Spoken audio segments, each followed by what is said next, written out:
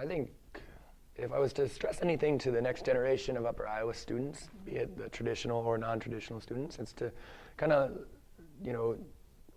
come with the idea of experiencing, what you want to do with your life. Take different classes, try things, try new things, fail, learn. It's the most important things you can ever do, and it's applicable to the rest of your life. And if you ever tell yourself you're done learning, it's a sad day in my opinion. I think that the people that go about life thinking they know everything often hinder themselves from learning or experiencing something great that just passes them by. The people that humbly walk through life thinking, I'd like to learn this, I'd like to learn that, they are the ones that ultimately come out with the better appreciation for activities or other people, and they get a wider spectrum view of all aspects of life. And so when I first came to Upper Iowa, I literally had absolutely no idea what I was going to do with my life. And photography was something that more or less found me and was a hobby that I'd picked up just to help share the work that I was doing. But even as I was doing most of that work, I still didn't know exactly what I was going to do. As a scientist, most of them specialize down to one single species of animals.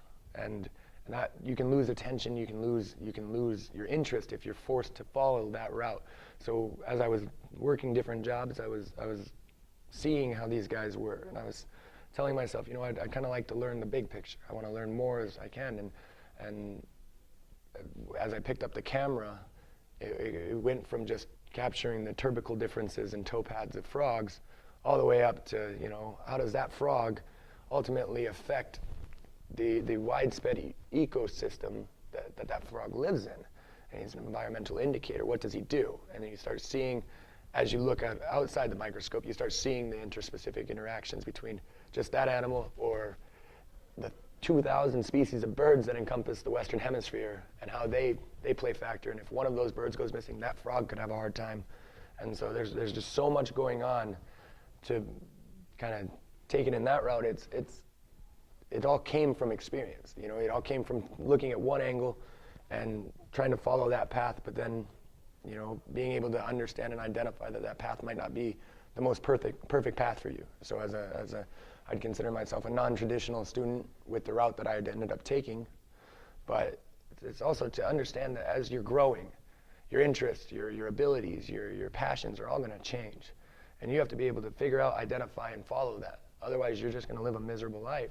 And no offense to anybody that stands back and says, "Oh, that didn't work out for me," but I'd rather be the person that tried to follow what I want to do with my life, what I feel matters, and ultimately being a good person and trying to do that, whether instead of just falling back on something safe that's traditional and easy to do.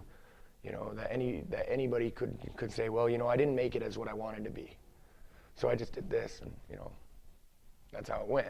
I'd rather just reload and say, okay, well, what do I really want to be, and is it possible, and how do I achieve it? And that's all perfectly possible here at Upper Iowa. I mean, the facilities are here. Everybody from administration all the way through the professors, the RAs, even the lunchroom ladies.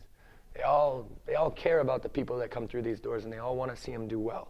So if you're able to identify your goals and your plans and what you hope, they'll help you get on the right path, follow through, and ultimately achieve them.